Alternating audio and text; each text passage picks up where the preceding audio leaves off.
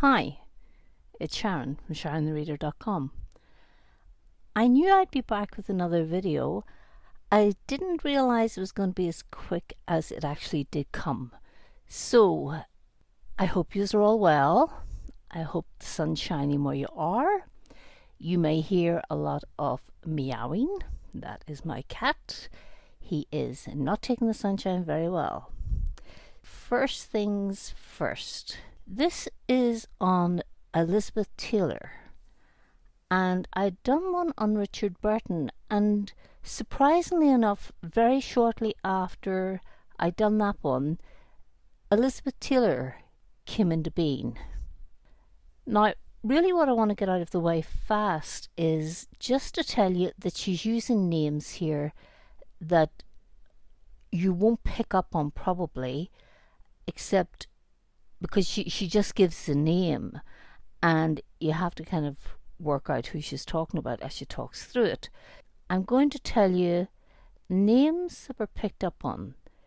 Jimmy is how she refers to James Dean.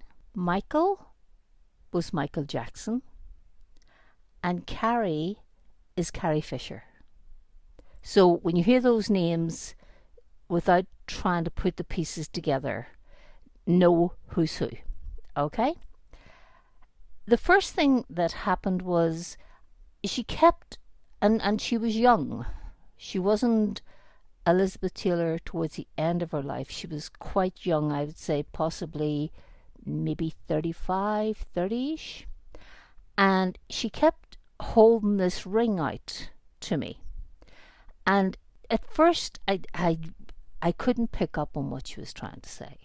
But she kept showing me the ring, and it happened for probably 3-4 mornings, just her, and she just hold out this ring.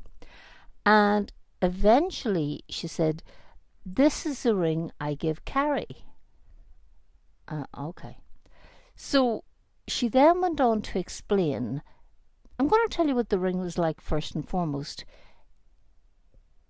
This was a woman who was renowned for loving jewellery.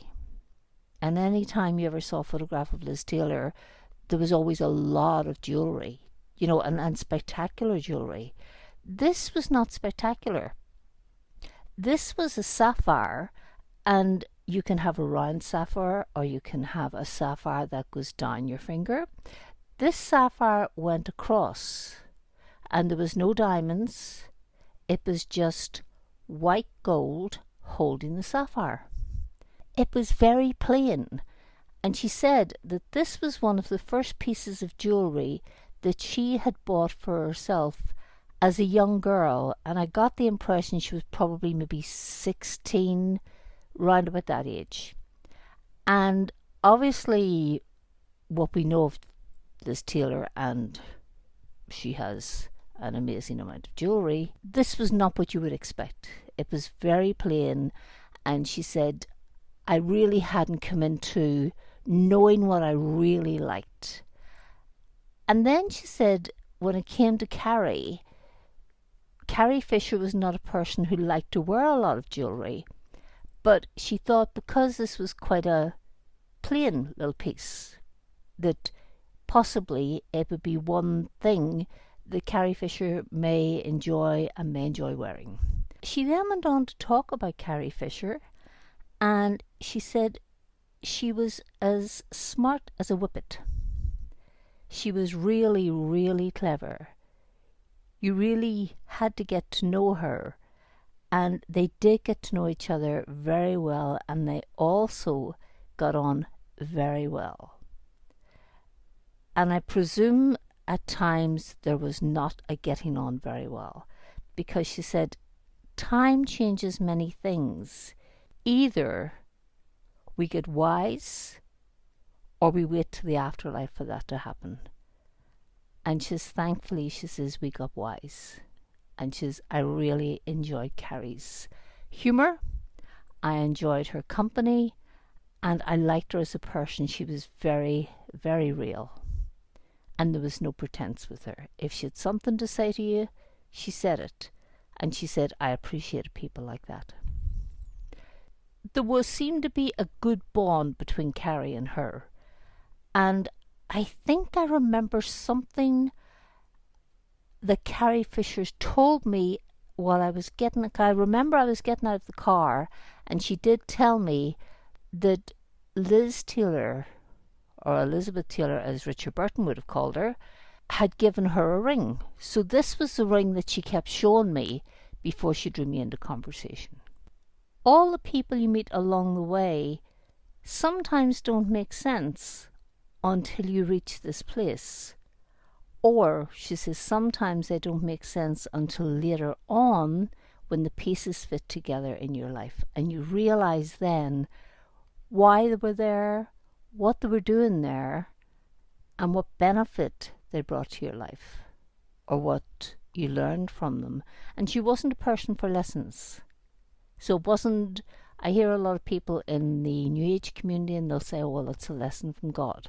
She didn't take it like that. It wasn't her attitude. Her attitude was things fit together later when you're ready to accept circumstances. She says, as a young actress, I don't believe I was really good.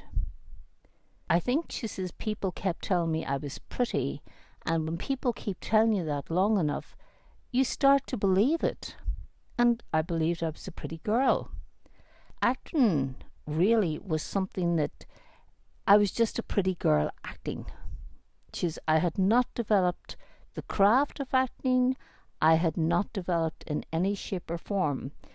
But as time went on and I got older, I really started to work at acting. I started to become interested in the characters.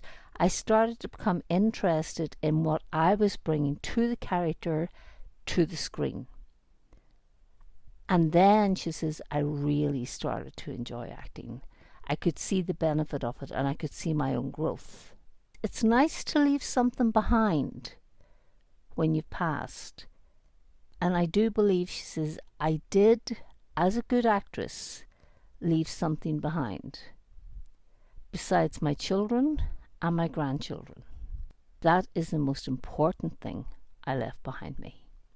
We all like to leave a legacy. And that is the prize of my legacy, is my children and my grandchildren. After that, then, she says, I'll take credit for my acting. And I think I left a decent legacy behind me.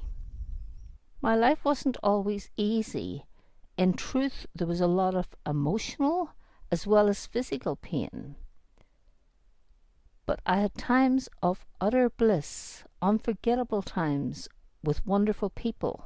The thing about that is you can have a dull life, which is okay, and nothing really is too up and down. Hers seemed to be very up and down. And I think really what kept her holding on there was, it was the richness of the really brilliant moments, the ones that were just, as she said, it was emotional bliss. And I think that's what she lived for, was that emotional bliss. She took the down times for the hope and the knowledge that the other times would come forward.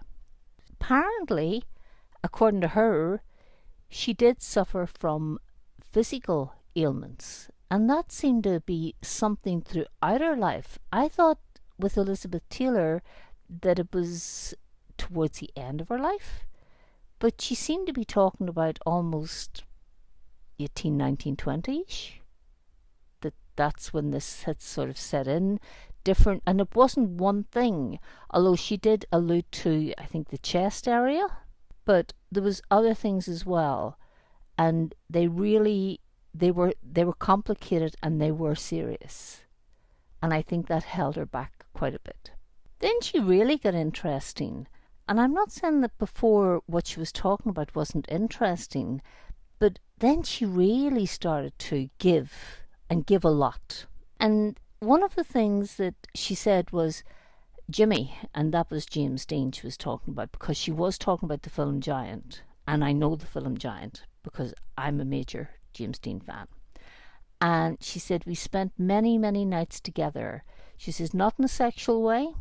She says, but into the wee small hours. She says he used to come over, so I don't know whether he was staying in a hotel, trailers, I have no idea what it was, but he used to come over and he would bring over beers and chocolate. Not what I would have thought, but she said we laughed a lot and we got very, very close. And he told her that she was a person that, to begin with, he was fearful of working with. But she said one of the things was he was a New York actor. New York actors have a tendency of just being themselves. They're not perfected by the industry the same way as a Hollywood actor would be. So obviously him coming from New York to her was very different from a lot of what she was used to. And she said, you know, she knew looking at him, watching him, he had an amazing talent. It was so raw, it was incredible. And I knew that watching him, he had an amazing future in front of him as an actor.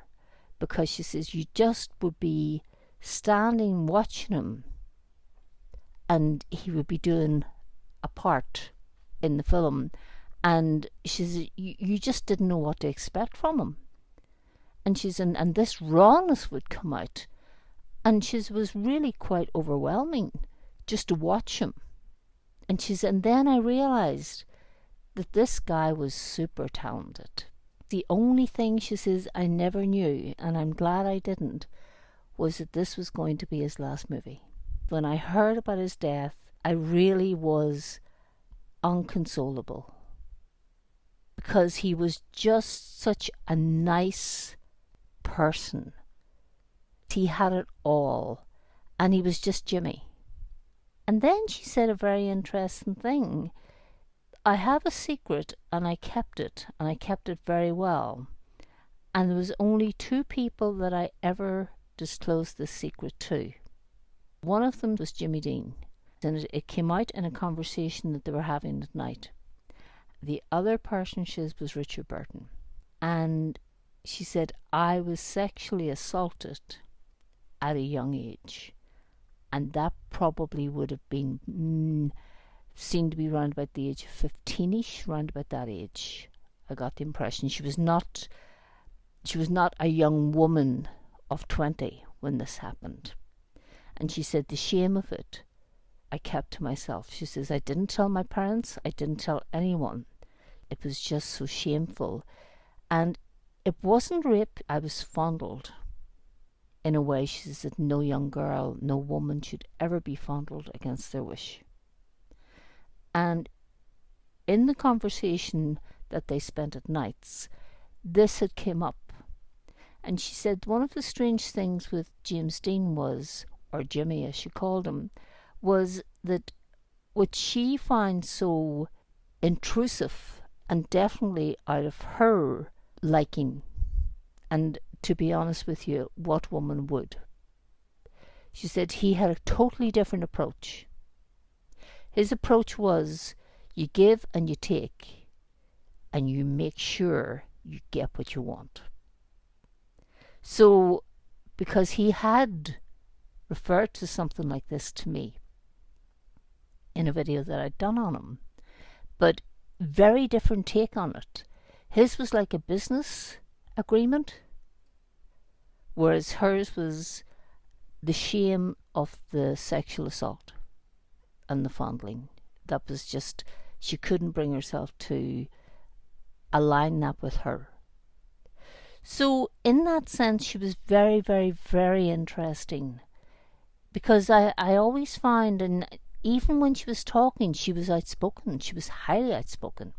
One of the things was that this was something that even as she was saying it to me, another woman even, it was kind of like that this happened to me.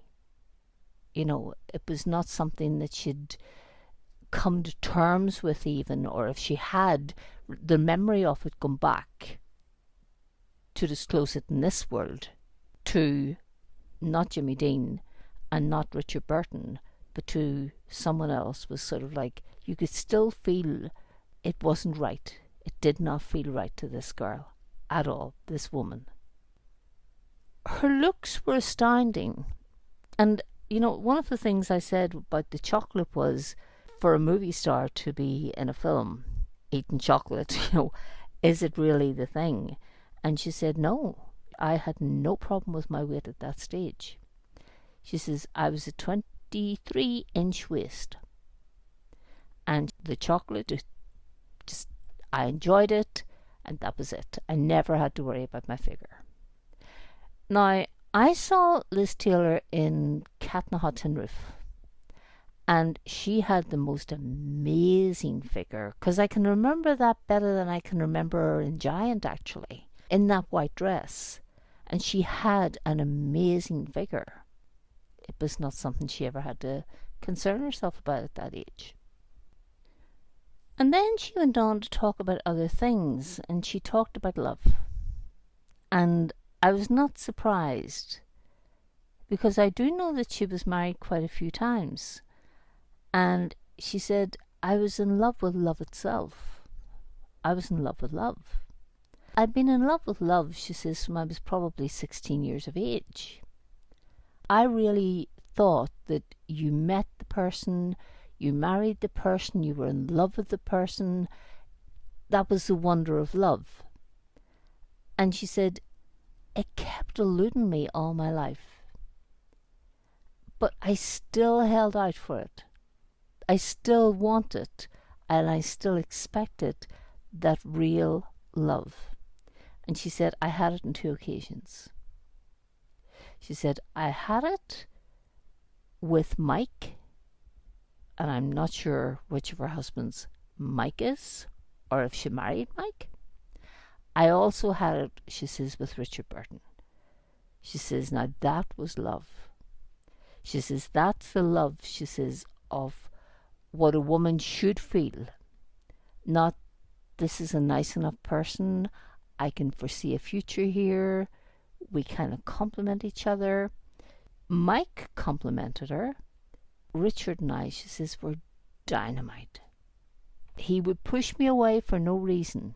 No reason. She says, I can understand you have a difficult, argument, and maybe you're kind of like spacing each other, a little bit of space, being a little bit cool. That wasn't the case with Richard. With Richard, she says, for no reason, he would just close you out. He used to call it his black hole. He would just go into his black hole, he would drink, he would read, and the door would be kept closed. And she says, it drove me insane. And she says, I banged at doors, I whacked at doors, I put chairs almost through doors, and it never worked. She says, Richard came out in his own time. But one thing I know, and I know with both of these men, they both love me. They both absolutely loved me. And she said, the thing with Mike and Burton was that they lavished her with jewellery. She says, I had a real love of jewellery. And she says, my thing was, if you really loved me, I wasn't putting a price on myself, but if you really loved me, you showed me it. And she says, there are women who just love perfume. There are women who just love shoes. She says, I adore jewellery. And one of the things that she had on was, and I actually would love this stone because it's green, and I always associate green with Ireland. It was an emerald necklace. And it dropped slightly, but all the way round was emeralds. Small, I don't mean small emeralds, but what I mean is emeralds and diamonds. A link, emerald and diamonds, a link, the same again. And at the bottom, there was a bigger emerald surrounded by diamonds. And she also showed me the matching earrings. She was wearing them. She put them on and she was wearing them. And she was also wearing like an off-the-shoulder strapless strapless evening gown. And this woman looked absolutely stunning. So her love of jewellery was, she loved it. I'm not sure how much she bought for herself, except the ring that she showed me at the very beginning, which she did buy for herself. That was the ring she gave Carrie. But the other part was, this seemed to be gifts from husbands and people who wanted her to know that they really loved her, and it was their way of showing her and letting her know, this is the value I place on you. And it wasn't great. Do you know what I mean? I mean, it wasn't so like this precious stuff. And looking at what I had seen, which was the emeralds, and even the small ring, which probably would have been maybe a taste that I would have, because she did say, you wear the same jewellery all the time. And it's true, I do. I wear the same ring, I wear the same pendant round my neck, and I never change it. Her thing was, oh, no, you know, you change your jewellery like, you know, you change your dress in the morning. So that was her love of jewellery, and she certainly had a massive love for it. And I've got to be honest with you, she used it daily by the sound of her. She said, oh, I would have worn it, she says, with a pair of trousers and a sweater. She says, I mean, I didn't have to be dressed up, and I didn't have to be in a, you know, an evening gown to wear these pieces. And these pieces were, they were something you would wear for evening wear. But she wore them daily. And they were not precious to her. Precious in a very sentimental way, not precious in a monetary way. So that was part of her. And it was a very lovely part, because one of the things that I got was, this was a very down-to-earth woman.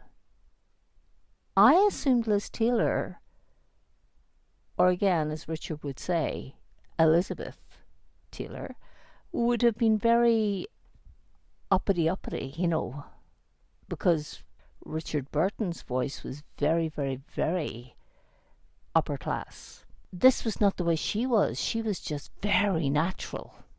It was almost like, well, you would understand, you're a woman, you know, and let's get on with it. Let's get this conversation going. So in that sense, she really was very surprising. The other thing about her was, she said, Michael Jackson, she says, was an amazing friend to me. She says, amazing. She says, what they put that guy through was totally criminal. Criminal. I watched him, she says, and he could barely walk, and they insisted he went into court. For crime, she says, he did not commit, and I knew Michael. Also, she says, there was one occasion, she says, where he gave me, she says, the most astounding piece of jewellery. It was not to be liked. It was not to be accepted. It was not to get my attention, buy me off. He did something, you know, it was nothing like that. She says, he just simply was a giver. And she says, he was such an admirable person. I put on a lot of weight. One of the things was, she said, there had come a time, she says, in my midlife, she says, where you have been, and she says, people have told you, you are beautiful. You're absolutely beautiful. So you are. And she's so somewhere, she's in the middle years, I did start to put on weight. It can be soul destroying for some women. I find it embarrassing to be out. I find it, where was I? Where was Elizabeth, who could have slipped into a size 8 dress? What had happened to that? And how had it happened? Because I really wasn't eating any more than what I'd ate before. But oh, she says, it was so depressing. And she says, you just want to hide away, and you don't want people to see you, and you're forever going to go on a diet, and you still can't lose the weight. That was a real shock to her. and it was something she hated. Do you have this attitude that weight does not count to you? And it is true. I don't look at people and go, oh, you're this weight or you're overweight. To me, people are human beings, and that's all they are. When I say that's all they are, I mean that's the essence of them. They're not a size 10 or a size 18. They are who they are. And I never had an attitude like that. Not when it came to me. I didn't have that attitude. I had an attitude of embarrassment and shame. Then she says, people say to you, as you get older, you should lighten your hair. So I did. I lightened it and I went blonde. And I stayed blonde, she says, for a few years. When I think back, it was so trashy looking. Really, she says, but people kept saying, it makes you look better. And she says, you are, she says, influenced by those around you. This is something, she says, because it's something that you're working on yourself, and you have intentions of putting out a podcast on what people think about people and how it affects a person. So you know what I'm talking about. When people go, oh, it does make you look younger. It does. And you go, well, maybe it does. She says, and I look, she says, and I go, oh my God, what was I thinking? I looked like trash. And I thought, whoa, this is one of the most beautiful women in the world speaking, and she's saying she looked like trash. And that was the surprising thing with Liz Taylor, was she was so down to earth. She had a great sense of humour, absolutely brilliant sense of humour, about herself, about life and things like that there, and the mistakes she made. And she said, I got hooked on pills. I got so hooked on pills. She says, I was hooked on alcohol, and I will not put the blame, she says, on Richard Burton. He did not bring me, she says, to the alcoholic trough. Oh no, she says, that was me. That was me. She says, that was me, she says, trying to block out a lot of stuff that I couldn't deal with. And she says, the pills, she says, came around, she says, due to pain, and then due to the fact that you get used to them, and you take more of them. And then, before you know it, you're addicted to them. She said, I went and I tried to sort myself out. And to a large degree, she says, I did sort myself out. But it was with people who were down to earth, and I was not Elizabeth Taylor. I was just the person who washed the dishes. It was the best thing, she says, that ever happened to me. It made me realize, yes, this was me. This was me before the super glam life that had been created for me. And all the paparazzi who run after you, and you're looking this way, and they're putting you down that way, and they're building you up another way. She says, suddenly, she says, it didn't matter, she says, if you were in a pair of jeans and a sweater. She says, you were just Liz, and that was it, and the dishes needed done. It was just, she says, once you get over the hard part, it was a blessing. It took the pressure off. It took the pressure, she says, of, I have gained weight. It took the pressure of, I can do without drink. It took the pressure off in so many ways. And then she said, I became very involved with the AIDS project. Because most people, she says, one, either didn't understand it, or they were frightened of it. And I didn't believe there was anything to be fearful of. Because I knew enough about it. I'd read enough about it. And I'd seen people in states you don't want to see people in. Not because you don't want to see them, but because you don't want to see them suffer. So AIDS became something, I became highly involved in, and that's one of the things that I can also say, I think I made a change. I think I made it acceptable. I am very grateful for that. She says, there's one thing, she says, I will say, she says, towards the end of my life. People fear the end, and really it's not what you think it's going to be. There's more pain towards coming to the end, if you're going to be in pain, than there is at the end when you're within hours of your own death. The beautiful thing, she says, and she says, I will share it and I will own it, was before Richard died. She said, and that was heartbreaking. She says, I did go see his grave. She says, I did not attend, she says, the funeral, out of complete and utter respect. She says, because it would have made it a show. She says, and I was not about to do that to him. But there was contact, she says, before he died. She says, and he said, Elizabeth, I love you.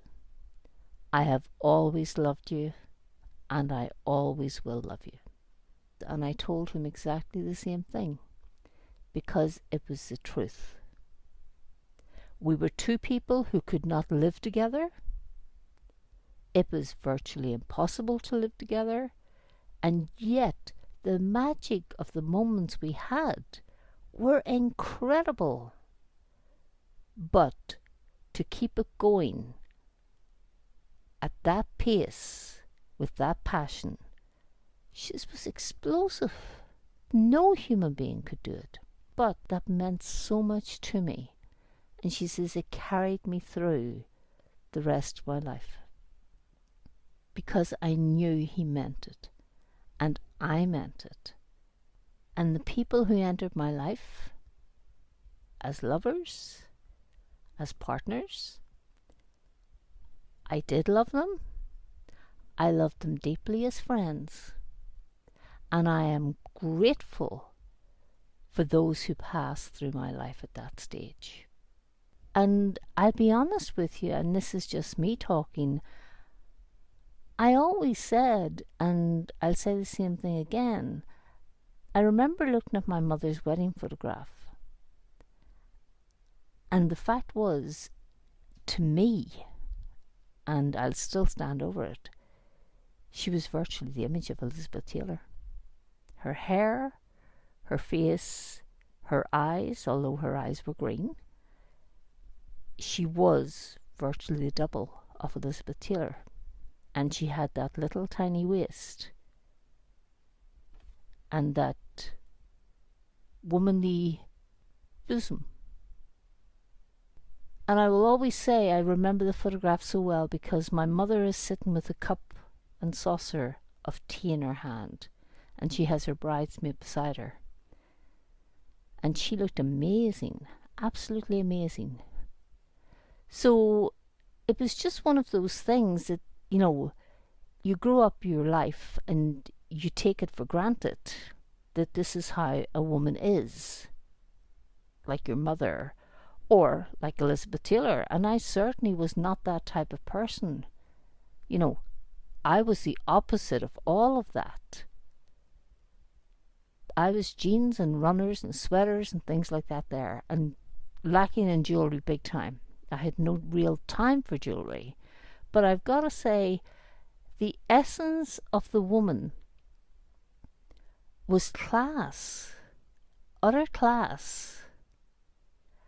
And yet, the way she spoke was, it was so incredibly down to earth that out of the both of them, both Burton and Taylor, he appeared the more upper class.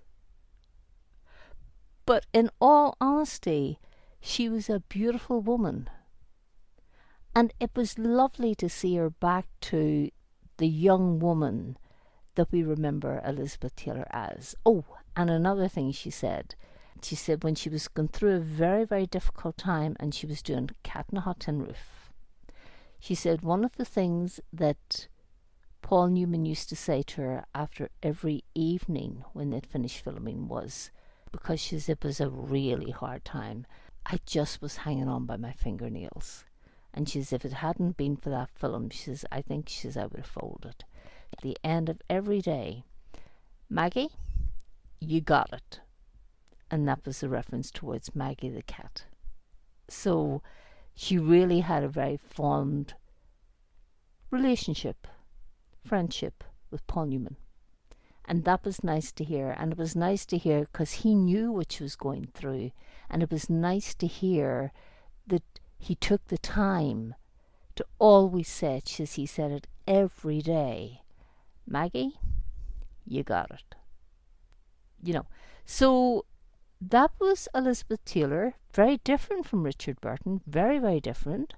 And I can't say you like one person more than another person, but it was just the way she kept reaching out with the ring. And it was, please notice me.